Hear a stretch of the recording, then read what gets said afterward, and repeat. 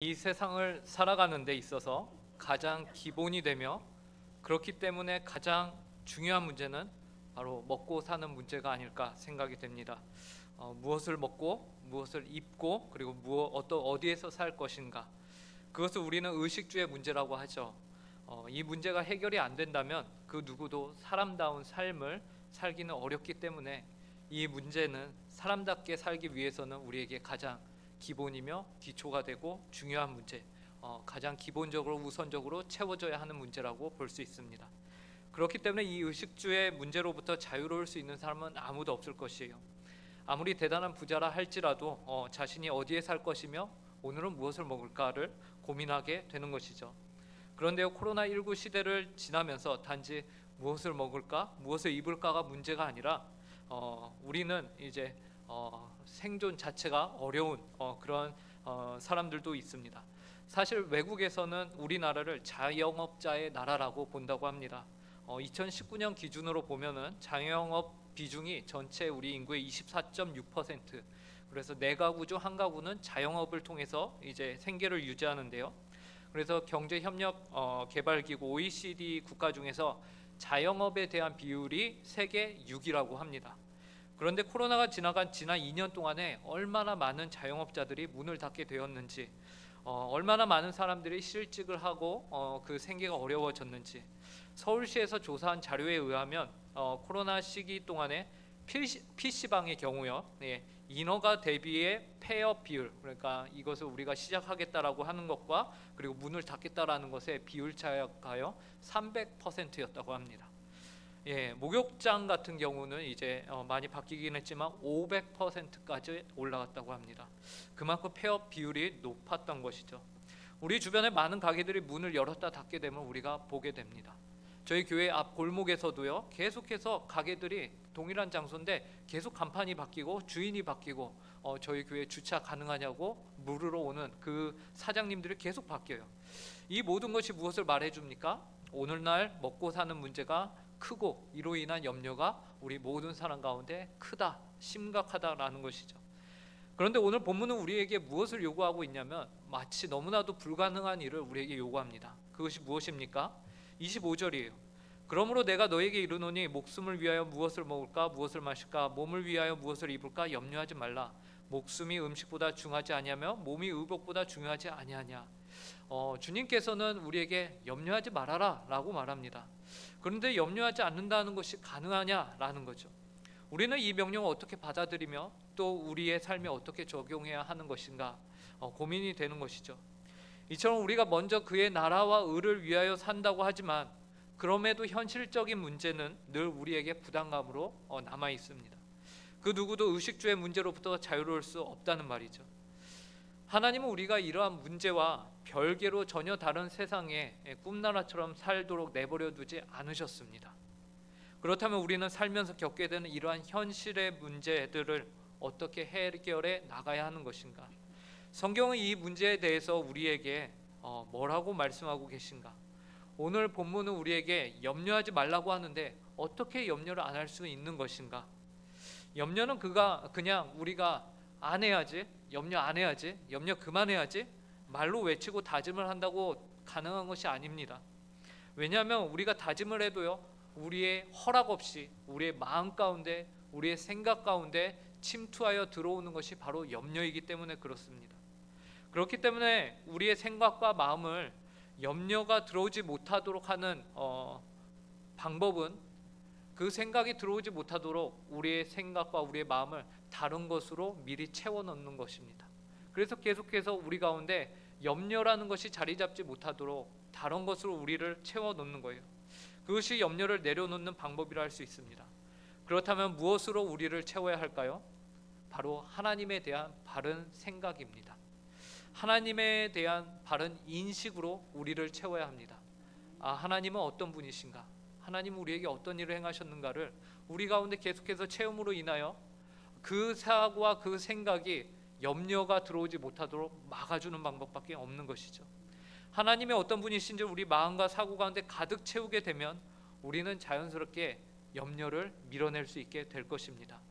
이런 의미에서 오늘 우리가 읽은 본문은 하나님에 대하여서 우리가 어떠한 관점으로 하나님을 바라봐야 하는지 우리에게 알려주고 있습니다.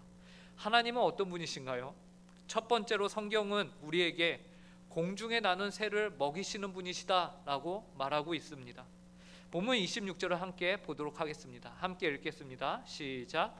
공중에 새를 보라. 심지도 않고 거두지도 않고 창고에 모아들이지도 아니하되 너희 하늘 아버지께서 기르시나니 너희는 이것들보다 귀하지 아니하냐. 새들은 씨를 뿌리지 않습니다. 씨를 거두지도 않고요. 새들이 따로 창고를 가지고 있어서 매일 그 장소에서 곡식을 조금씩 꺼내다가 따로 요리를 해갖고 먹는다라고 그러한 사실을 발견하신 분이 계시면 저에게 꼭 좀 알려주시기 바랍니다. 그런 일은 결코 없습니다. 그런데 지구상에 수많은 새들이 존재하죠. 그 새들이 존재합니다. 어떻게 이렇게 잘 살아가고 있는 걸까요? 이유는 단 하나입니다. 하나님께서 이것들을 먹이시기 때문에 가능합니다. 지구상에 있는 그 수많은 새들을 우리가 애완동물처럼, 우리가 집에서 키우는 고양이나 강아지들처럼 한 마리 한 마리 목에 줄을 달고 우리가 키우는 사람은 아무도 없습니다. 그렇죠? 그 새들이요, 근데 철을 따라 장소를 움직이며 어떻게 그렇게 알아서 살아갈까요? 이유는 하나밖에 없습니다. 하나님이 그 새들을 먹이시는 것입니다. 그러면서 예수님이 뭐라고 하시냐면요, 너희들이 이것들보다 더 귀하지 아니하냐라고 말씀하십니다. 여러분의 생각은 어떠십니까? 여러분들이 이것들보다, 이 새들보다 귀하십니까? 아니면 안 귀하십니까? 그 대답은 이미 주님이 물으시면서 우리에게 답을 해주셨어요. 이것들보다 너희가 더 귀하지 아니하냐? 여러분들이 더 귀하십니다. 그러므로 여러분들의 먹을 것, 여러분들의 일용할 양식을 주님이 이미 다 준비하고 계시다라는 것이죠. 그래서 주님이 27절에서 다음과 같이 말씀하세요. 너희 중에 누가 염려함으로 그 키를 한 자라도 더할 수 있겠느냐? 우리가 염려함으로 그 키를 한 자라도 더할 수 없습니다. 없다라는 것이죠. 여기서 말하고 있는 키는요, 나이 또는 생명을 의미합니다. 우리가 염려한다고 해서 우리의 나이가, 우리의 생명이 더 늘어나는 것 아니다라고 말씀하십니다. 우리의 생명을 조금 더 우리가 염려함으로 연장시키지 못한다라고 말씀하시는 것이, 어떤 통계 자료에 보면요, 사람이 일생 동안 하는 걱정 중에서 실제로 일어나지 않는 일에 대한 걱정이요 40%라고 하죠. 이 통계를 다 잘 아실 것입니다. 그리고 40%는 아예 일어나지도 않는 일이에요. 그리고 30%는 이미 지나간 일, 그래서 걱정 하나 안 하나 필요도 없는 쓸데없는 고민, 그래서 총 70%가 날아갔습니다. 그리고 별로 내 인생에 중요하지 않는 일에 대한 걱정이 22%, 70에서 22를 더하면 몇 퍼센트죠? 92%. 그리고 우리의 힘으로는 도저히 어쩔 수 없는 일에 대한 고민이 4%. 그래서 총 96%가 우리가 일생 동안 사는 동안에 하는 고민 중에서 96%가 쓸데없는 염려다라는 겁니다. 너무나도 당황스럽지 않습니까? 96%를 우리가 염려하는데 우리가 수많은 염려 중에 96%가 날려버려도 되는 염려들이었다라는 거예요. 그러므로 우리는 앞으로 예배당을 나감과 동시에 어떻게 염려를 내려놓느냐? 이런 염려들을 우리가 가지기보다는 더 가치 있는 것으로 우리를 채워야 되지 않겠습니까? 바로 하나님이 어떤 분이신가? 하나님은 나에게 어떤 분이신가? 성경은 하나님에 대해서 뭐라고 말씀하시는가? 하나님이 어떤 분이라고 말씀하십니까? 공중에 나는 새를 먹이시는 분이 바로 하나님이시다라는 것이죠. 그래서 오늘은 우리가 예배당을 나가고 새가 보이면 우리가 뭔 생각을 해야 할까요? 하나님이 먹이시는 녀석 저기 있구나. 그러면서 저것보다 내가 더 귀하지 라고 우리 스스로에게 생각을 심어줘야 하는 것입니다. 맞아, 저 새들도 하나님이 먹이시는데 저 새들보다 내가 더 귀하지 라는 것이죠. 두 번째 우리가 가지는 하나님에 대한 모습은요, 드레핀 백합화를 자라게 하시는 분이십니다. 본문 28절부터 30절을 보시기 바랍니다. 이 본문을 저희가 함께 읽어보도록 하겠습니다. 또 시작. 또 너희가 어찌 의복을 위하여 염려하느냐? 들의 백합화가 어떻게 자라는가 생각하여 보라. 수고도 아니하고 길쌈도 아니하느니라. 그러나 내가 너희에게 말하노니 솔로몬의 모든 영광으로도 입은 것이 이 꽃 하나만 같지 못하였느니라. 오늘 있다가 내일 아궁이에 던져지는 들풀도 하나님이 이렇게 입히시거든 하물며 너희일까 보냐? 믿음이 작은 자들아. 예수님께서는 염려를 내려놓기 위해서 들의 백합화가 어떻게 자라는지 너희들이 한번 생각을 해 보아라 라고 말씀하고 계세요. 여러분, 들에 핀 백합화가 어떻게 자랍니까? 혹시 저희 성도님들 중에 들에 핀 백합화를 제가 직접 키웁니다 라는 분이 계실까요? 저희 교회 주차장 담벼락에도 이렇게 모서리 부분으로 쭉 가면은 가 부분으로 보면은 들풀이 자라는데 혹시 그 들풀 주인 계신가요? 네, 아무도 없을 것입니다. 아무도 없습니다. 그런데 아무도 키우지 않은 그 들풀에 대해서 예수님이 아주 충격적인 말을 하십니다. 29절이에요. 29절을 저희가 함께 읽어보도록 하겠습니다. 그러나 시작. 그러나 내가 너희에게 말하노니 솔로몬의 모든 영광으로도 입은 것이 이 꽃 하나만 같지 못하였느니라. 구약의 그 어떤 왕보다 더 부유하고 지혜로웠으며 큰 권력을 가지고 있던 왕이 솔로몬이었습니다. 그런 왕이 입던 옷이니까 얼마나 대단한 옷이었겠어요? 금이 너무 많아서 은을 하찮게 여겼던 왕, 그 솔로몬이 입은 옷, 그가 걸치던 것들, 그런 왕이 입던 옷이 예수님께서 뭐라고 하세요? 저 들풀보다 못하다. 저 들에 핀 풀이 오히려 그 솔로몬의 모든 영광보다 더 귀하다라고 말씀하고 계신 거죠. 우리가 신앙이 좋아서 아멘 하고 받아들일 수는 있을 거예요. 그런데 여러분, 상식적으로 생각을 해보십시오. 들풀이 어떻게 솔로몬의 그 옷보다 이러한 비교가 가능한 걸까요? 이러한 비교가 이게 가당키나 한 건가요? 요즘 말로 표현을 약간 바꿔서 말하면은 유명한 저희 브랜드들 있지 않습니까? 버버리나 제가 잘 브랜드를 몰라서 그런데 샤넬이나 이런 것들 있지 않습니까? 그런 것들이 아주 유명한 브랜드 옷들이 저 들에 핀 백합화랑 비교를 했을 때 백합화가 훨 낫다라고 주님이 말씀하시거든요. 정말 놀라운 일이지 않습니까? 어떻게 이게 가능하죠? 여러분의 눈에도 그렇습니까? 누가 정말로 비싼 핸드백을 여러분들에게 주면서 한 손에는 핸드백, 한 손에는 정말 들풀, 어느 걸 가지시겠습니까? 하면은 어느 걸 갖겠습니까? 당연히 솔직해 주셔서 감사합니다. 그것은 우리가 쉽게 이렇게 성경에 있으니까 아멘하고 받아들이지만 현실적으로 상식적으로 보면은 이해가 안 됩니다. 그런데 예수님이 이 말을 하셨어요. 예수님이 이 말씀을 하셨고 성경에 이 말이 기록되어 있는 것이죠. 솔로몬의 모든 부귀영화는 여러분 자신의 입장에서 보면은, 그러나 어떻게 보면은 여러분과 상관없는 부귀영화죠. 너무나도 굉장한 재벌이 있어요. 그 재벌이 제 친구예요. 그렇다고 제가 재벌은 아닌 거죠. 우리는 마치 내 주변에 누가 대단한 사람이 있으면은 그 사람을 알면은 마치 내가 그 사람인 것 같은 착각을 합니다. 그러나 전혀 별개죠. 예수님이 이 말씀을 하실 당시에 솔로몬은 이미 죽은 과거의 사람입니다. 그런데 예수님이 이 말씀을 하시면서 솔로몬의 그 영광보다 오늘 지금 이 자리에 피어있는 들풀이 더 낫다라고 하신 말씀, 무슨 뜻일까요?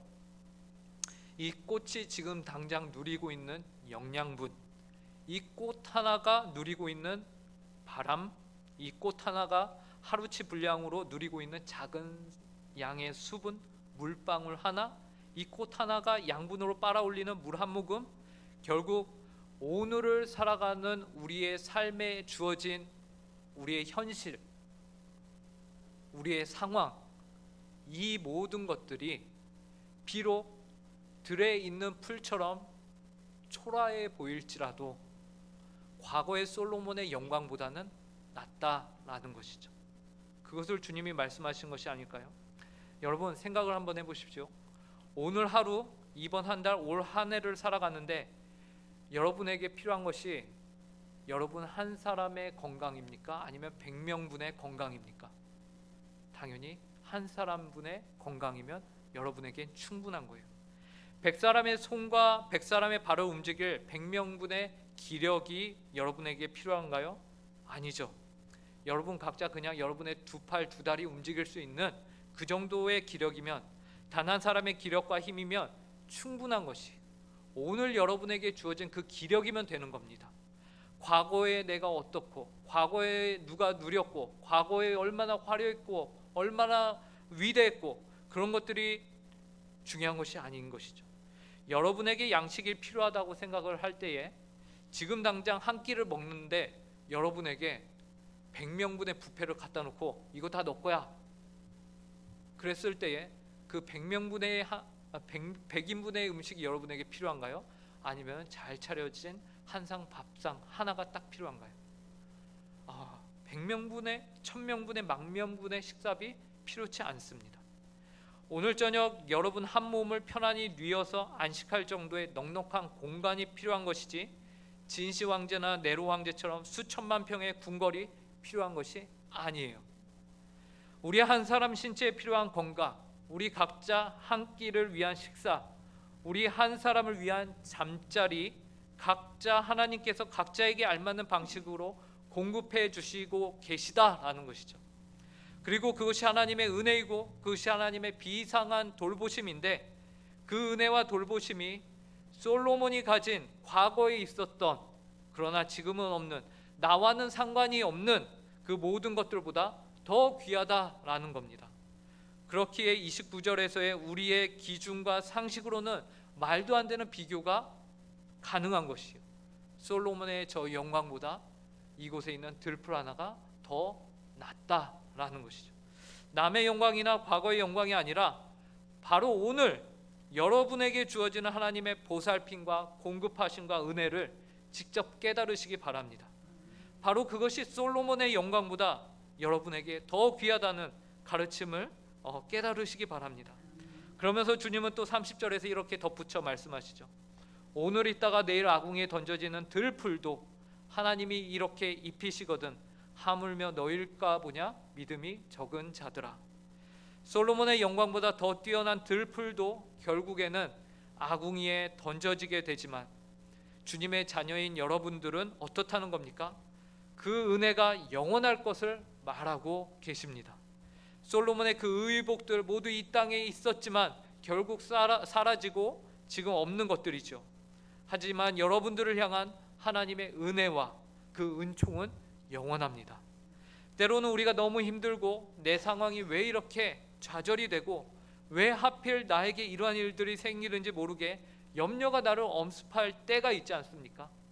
내 힘과 능력과 의지로는 지금의 상황과 환경이 바꿀 수 없는 때가 있지 않습니까? 그럴 때 시간을 돌리고 싶어도 그럴 수 없어 한탄하고 나 자신을 원망하고 있을 때가 있고, 그러한 어려움 가운데 우리가 처할 때 하나님이 우리에게 말씀하시는 것은 하물며 너희는 이것들보다 더 귀하지 아니하냐라는 하나님의 돌보심의 은혜입니다. 심지어 우리가 그 하나님의 입히심과 돌보심을 알지 못하고 인지하지 못하고 있을 때에도 여전히 하나님은 여러분과 함께 계셨습니다. 여러분의 아픔과 고통을 다 아십니다. 그러면서 여러분이 쓰러질 때 아예 고꾸라지지 않도록 지금 이 자리에 여러분들이 계실 수 있었던 이유는 하나님이 그 시간에 여러분과 함께 계셨기 때문입니다. 그리고 오늘 이 자리에 계신 성도님들 한 사람 한 사람이 모두 하나님이 살아 역사하는 증인들이 되시는 것입니다. 그러므로 우리는 우리 안에 있는 염려를 내려놓기 위해서 하나님은 어떤 분인가에 대해서 우리 안에 계속해서 채워 넣어야 합니다. 하나님은 하늘에 나는 새를 먹이시는 분, 그 새보다 내가 나를 더 소중하게 여기시는 분, 하나님은 들의 풀을 자라게 하시는 분, 그 풀이 솔로몬의 영광으로 입은 옷보다 더 더 귀한데 나는 그보다 더 귀하게 보시는 분. 이 귀한 진리를 여러분의 가슴에 새기는 한 주가 되길 바랍니다. 그리고 예수님은 하나님이 이러한 분이라고 말씀하시고는 그분의 가르침을 마치지 않으셨습니다. 31절과 32절에서 예수님은 그러면 하나님에 대해서 바르게 안 너희는 이제 염려는 내려놓고 다음과 같이 살라라고 말씀하셨는데요. 31절과 32절을 함께 읽어보도록 하겠습니다. 그러므로 시작. 그러므로 염려하여 이르기를 무엇을 먹을까 무엇을 마실까 무엇을 입을까 하지 말라. 이는 다 이방인들이 구하는 것이라. 너희 하늘 아버지께서 이 모든 것을 너희에게 있어야 할 줄을 아시느니라. 여기서 하늘에 계신 너희 아버지께서라는 말씀은요, 하늘에 계시다, 우리가 잘 아는 대로 그 하나님은 전능하신 분, 그분은 모든 것을 알고 계신 분, 그리고 모든 것을 행하실 수 있는 능력이 있으신 분이다라는 것이죠. 우리의 모든 필요를 알고 계십니다. 그리고 그 모든 것들을 채워줄 수 있는 능력을 갖고 계신 분이십니다. 그러니 무엇을 먹을까 마실까 입을까 걱정하지 말아라 라고 말씀하시죠.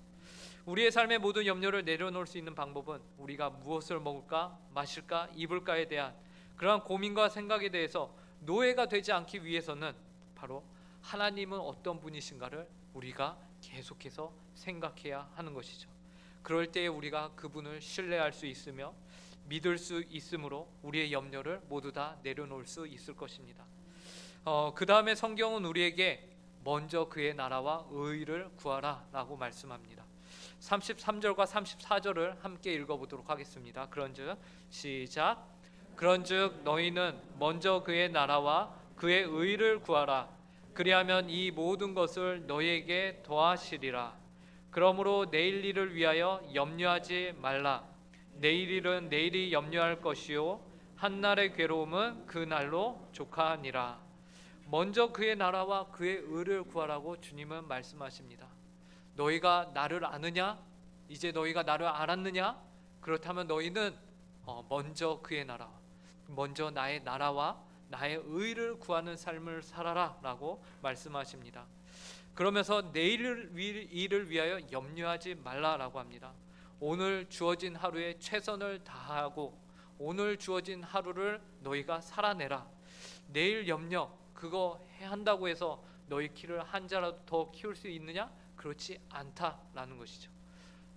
현실을 오늘을 바로 지금을 사시는 여러분들이 되기를 바랍니다. 우리의 능력 바깥의 모든 염려를 주님의 손에 올려놓고 주님을 신뢰함으로 살아가는 모든 성도님들이 되시길 간절히 바랍니다. 함께 기도하겠습니다. 하나님 아버지 은혜 감사합니다. 한 주도 저희의 의지보다 더 강하게 저희를 붙드셔서